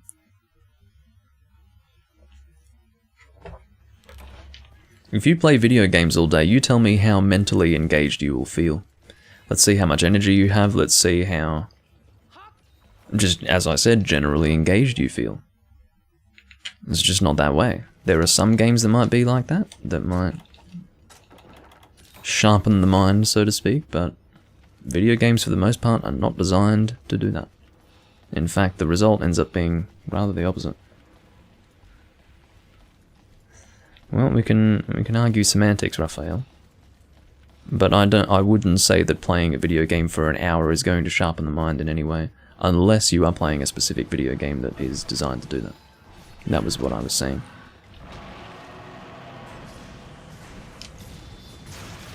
To illustrate my point, I said that if you were to play a video game all day, you would not, as a result, be physically or mentally sharpened. But anyway, actual brain rot. Can confirm, played video games all my life, brain is fried. Unfortunately, Leo has left because we departed on a quest, but there you go. But as I said, maybe some video games can help sharpen the mind. Can help with mental well-being, possibly.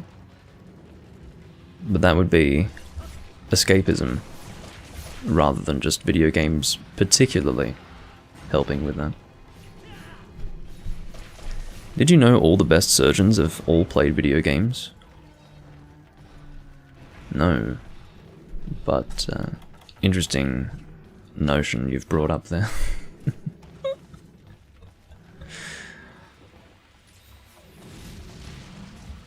The military, look, as I said, it depends on the video game. You say the military uses video games, they wouldn't be sitting there playing Call of Duty. And if they do, then I question the practices of the military, which all people should do. All people should question that. But it's easy to say a thing before doing a bit of research. Well, I don't know, I've done a little bit of research into video gaming, and I would say that it's mostly designed to addict you more than anything else. Have you done your research into what video games psychologically do to you? But what I said specifically to you was that it depends on the video game. And if saying that is insufficient, then sorry. End of discussion, I guess. My point is that video games are not, by definition, going to be detrimental to brain function, but generally speaking, I would say so.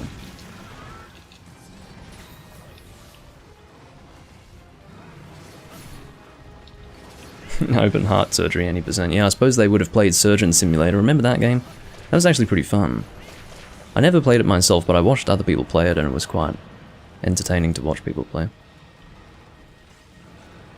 In fact, the guy that I used to watch stream Dark Souls 1 was playing Surgeon Simulator for a little while, which was very entertaining to watch him play. It was Jerp Does Games, who no longer exists on the internet whatsoever.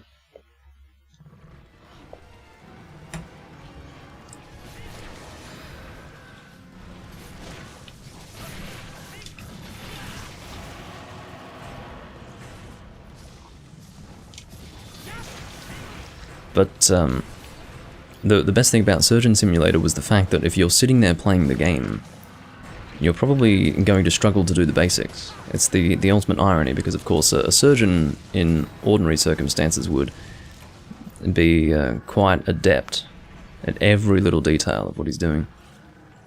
Whereas you're here struggling to pick up a scalpel that you've dropped inside the body somewhere. Which is very entertaining.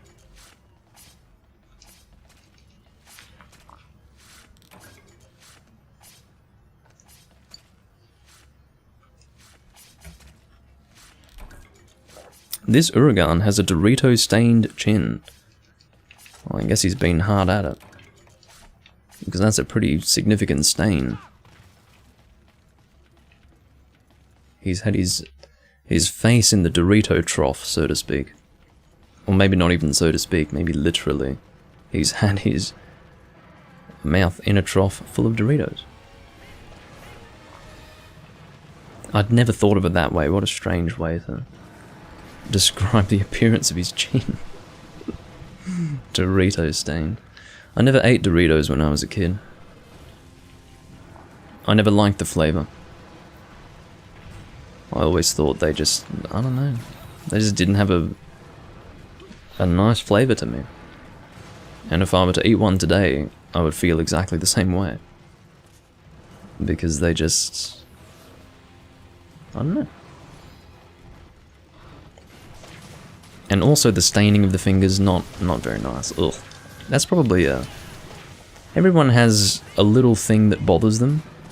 Like a pet peeve or just something that really doesn't sit with them. One of those things for me would be staining of the fingers when eating things like Doritos. That's disgusting, like, to me. Because you've got a bit of, it's almost like a, and especially when they lick their fingers to get it off, it's like, oh, so then you've got the saliva, the staining. I mean, it's just disgusting. It makes me sick. Ugh. Anyway. I don't know. That's just what I guess you could call a pet peeve. Oh my god, how did that explode? By you hitting your chin all the way over there? I don't know how that happened.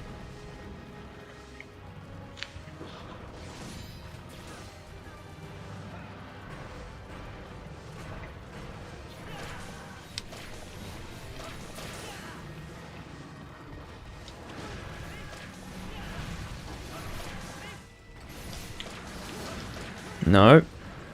Again, I really have to avoid getting hit here because I became smelly. I don't really know the association with smelling bad and being unable to consume healing wares, but that's the way it's always been. At least as of... Oh, what was the first game that... Was that Portable Third? I think it was Portable Third that did that, where you needed to use deodorants. No, that's not true at all. No, that was definitely not Portable Third, that was a second gen thing. Ignore me.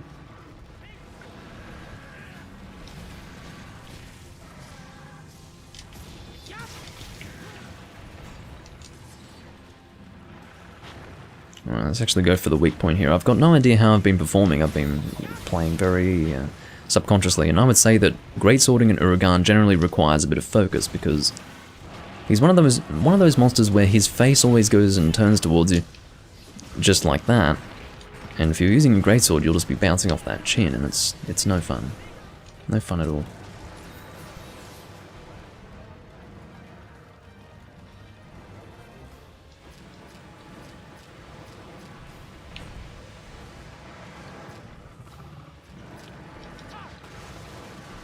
Well, definitely need to keep my distance at this time.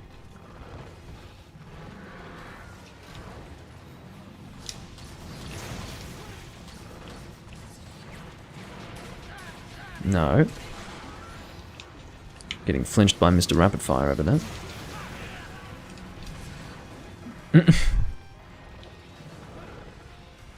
Yeah, exactly, John.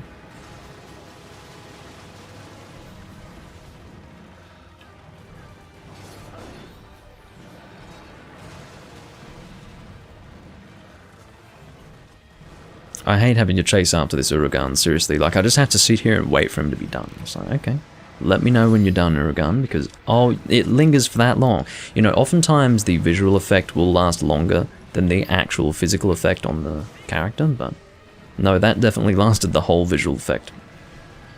The whole time that was visually there. So, I just went and walked straight into that like an actual idiot. And of course you would say, well, Doomlink, how could you possibly come into this quest without deodorants? Well, I never bother. I don't know, it's laziness, isn't it? It's for the same reason that I never bring sonic bombs to a Nagakuga or Diablos hunts, because I'm too lazy for that shit. I'm a casual, a filthy monster hunter casual. Who wasn't always a casual, but became one over time. Nah. I won't be smelly for too much longer.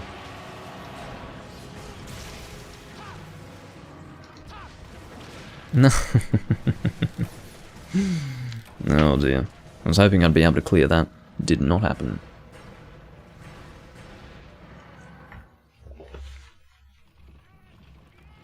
Well, I just didn't want to sit back and not do any damage, just to ensure that I wouldn't die or anything like that. But yeah, if you want my monster... Oh, that must be a... Oh no, Hypertail. Oh, you fool. You fucking fool. I mean, I suppose I died as well, didn't I? But fuck me. That's funny. Well, it wasn't a quest that anyone needed, it was just for fun, so it's not a big deal, but, yeah.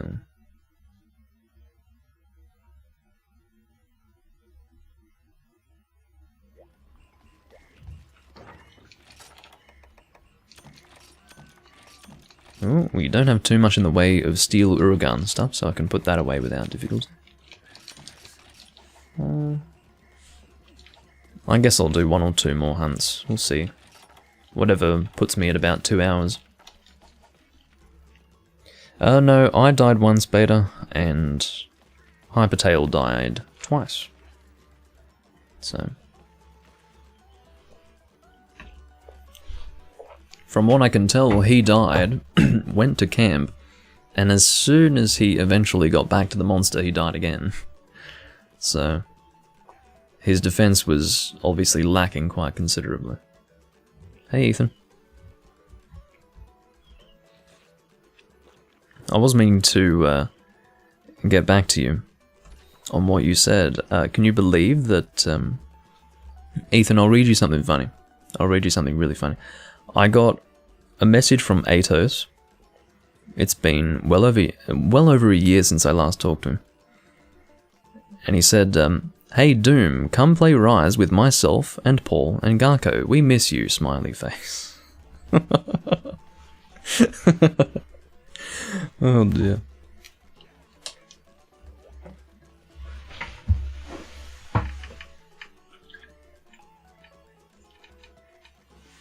Oh dear.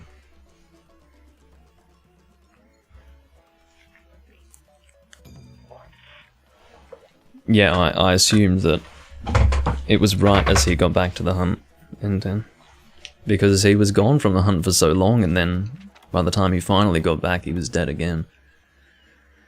Oh dear. Where's the Uragan? So I get... What? So we fight only Volvidon first, and then he comes later? Why would they say, where's the Uragan? I don't know. I'd rather not do this quest, but sure. I suppose I'll go raw. I'm not using a greatsword again. I don't like greatswording Uragan. There are very few monsters that I don't want to greatsword. But Uragan is one of them. Absolutely. I'm actually going to use paralysis. Just for something a little different.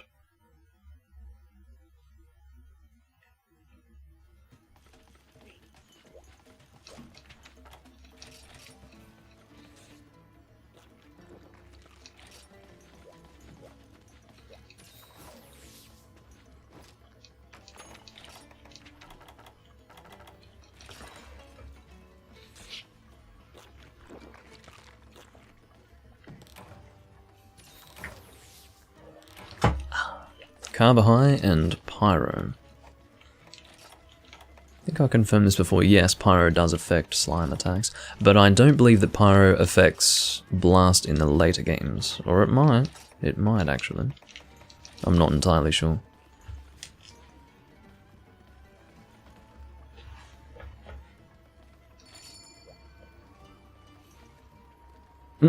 Sent you something too, but you haven't seen it yet. Oh dear.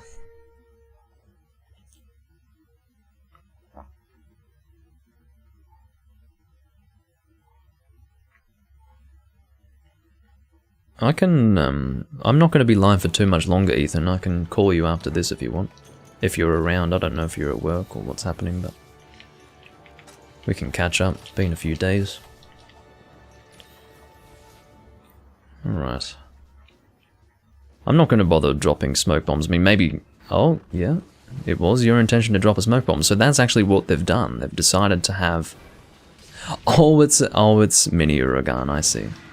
Oh, that's funny. And very annoyingly, because he's mini Uragan, I'm bouncing off his back very easily.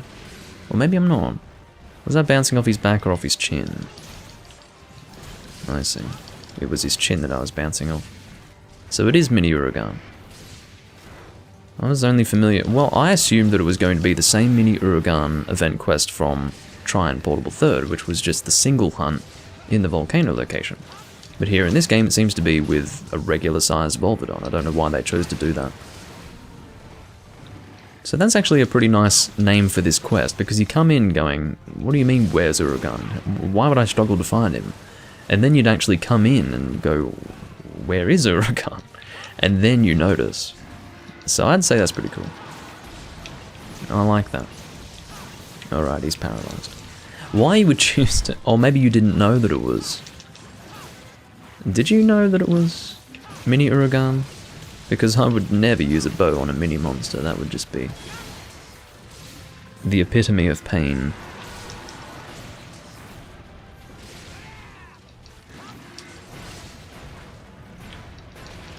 Ow.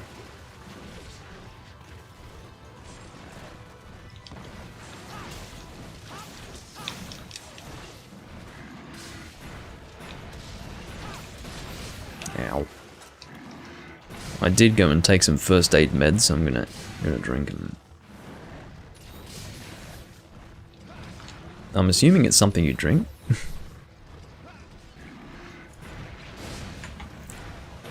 I'm just drinking medicine, I guess. I've been physically impacted by a mini Uragan chin slam. Let me drink some medicine. Also, the range of that chin slam is greater than you might expect. And also, the mini Kurapeko quest, the mini Crimson Kurapeko quest in the volcano. I know it's in Portable Third, it might also be in this game. But he summons a tiny Uragan, it's really funny. It's very entertaining. Ow. Well, I feel bad for using a longsword now. Unfortunately, Enten is not anywhere near me to be tripped up, and fortunately Hypertail's using a greatsword, so he's not going to get tripped by me. He will have resistance to that as he's charging his weapon, but Had I known it was mini Uragan, I would not have used a longsword. Would have used a greatsword, probably. God, he's got plenty of health. The health has not been reduced proportionate to his size reduction. So, I guess we're going to have to sit here and basically hunt a full health Uragan. Well, I guess he would have whatever the reduction is for a double quest.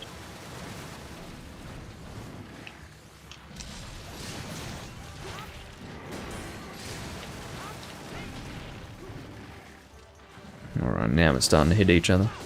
Sick of bouncing off that chin. It's actually a bit scary when mini Uragan starts to roll around because you just don't know what to do. He's so small, but he deals the same amount of damage, and it feels like he moves so much faster when he's small. He's moving at the same speed, I believe, but because he's tiny, it looks so much faster. Maybe the speed is not as great, I don't know.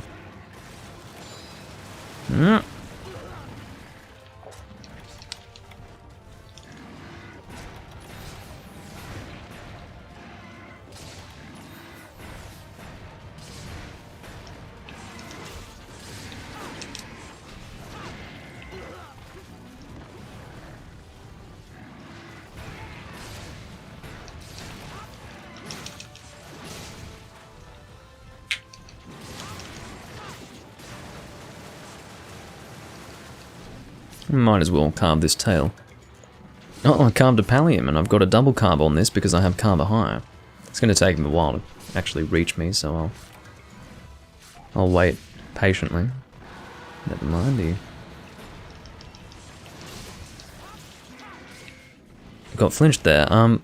It was a very good idea to use smoke bombs because I would not have liked to have dealt with that Volvidon at the same time. That would have been really annoying. Oh my god, my chroma key is utterly fucked. Let me fix that.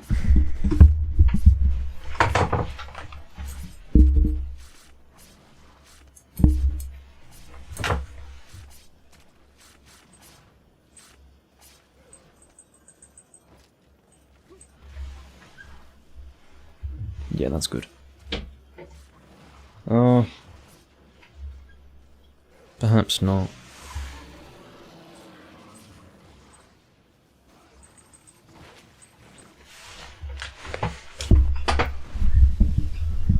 Thank God I checked these things.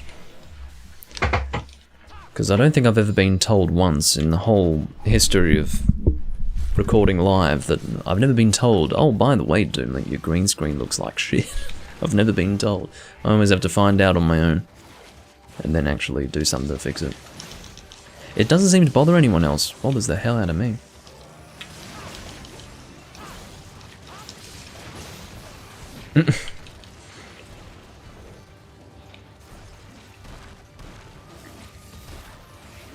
Well, one thing I do wonder is if Volvidon has resistance to paralysis, because he can actually inflict paralysis status himself, so I do wonder if, oh no, stop that. Okay, thank God. But yeah, I have a feeling he would probably have pretty good resistance to paralysis. Just logically.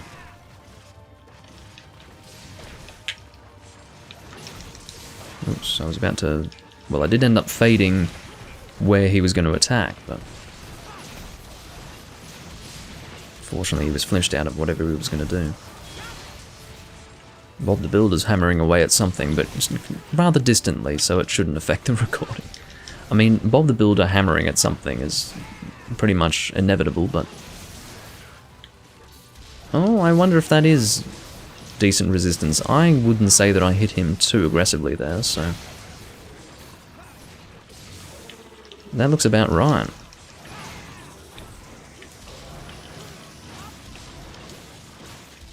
Just doing the full combo here. Cannot do a more full combo than that with a longsword.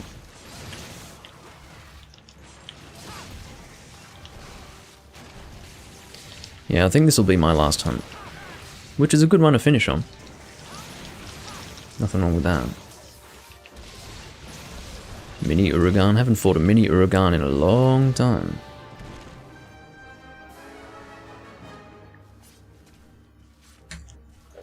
And it's a good quest to post too, because it's just different to what I usually do. No, I couldn't be bothered carving him if I've got a full inventory, unless I've still got, yeah, I've got rations, so I guess I could discard the rations and then carve. Not that it really matters. I feel bad for Reptar. I do hope that Hypertail isn't going to close the room because we're both leaving. Given that you said thanks for hunting, I'm guessing you're leaving too, N10, so I would feel bad for Reptar if the room closed after this. Because of course he's been sitting there waiting patiently, but there had to be a point where I stopped eventually, so that time is now.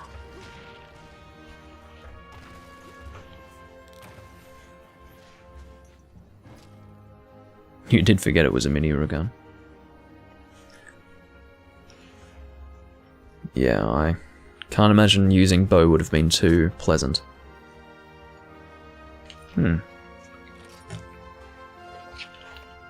So I have done this quest once before. That's my second miniature ticket. It's required to forge a certain weapon. I wonder what the weapon is. I wonder if I can work that out before finishing up here. Let's try to do that.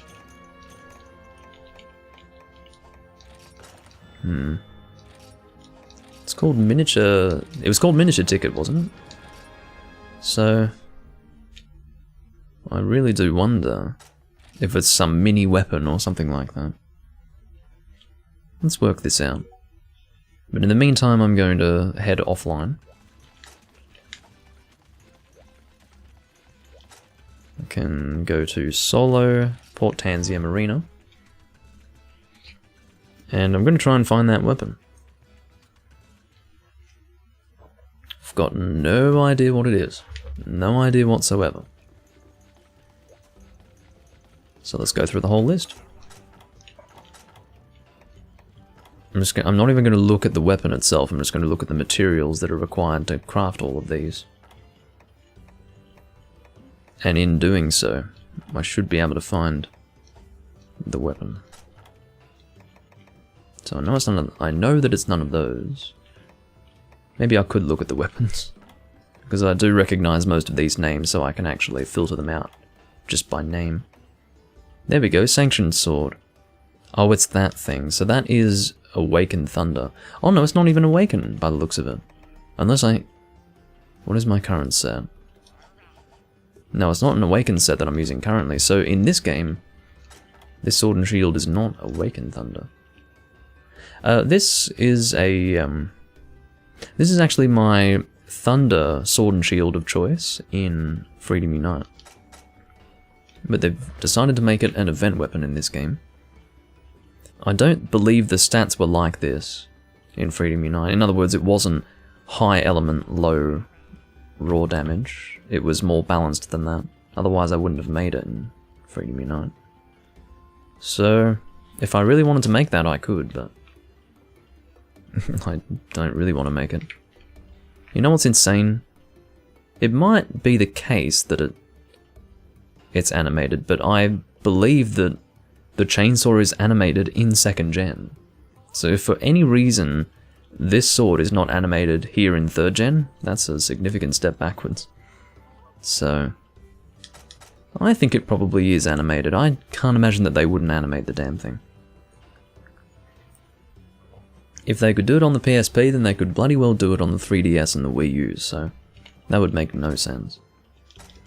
Anyway, and that Odyssey Blade is also my water sword and shield in both Freedom Unite and Freedom 1. Curious about what? About whether or not it's animated in Freedom Unite. This is definitely animated, I can tell you that. It is, yeah. Oh, you mean the Sanctioned Sword in-game here. Okay, well, thank God for that. For some reason they don't show it being animated in the preview screen, but maybe that was more trouble than it was worth. But, yeah, I would have been well and truly shocked if it wasn't animated. given that it was in 2nd gen.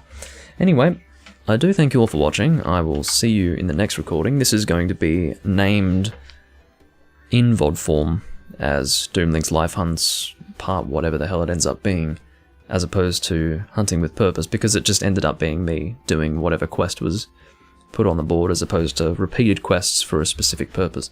So, I do thank you all for watching, and I will see you next time. Bye bye.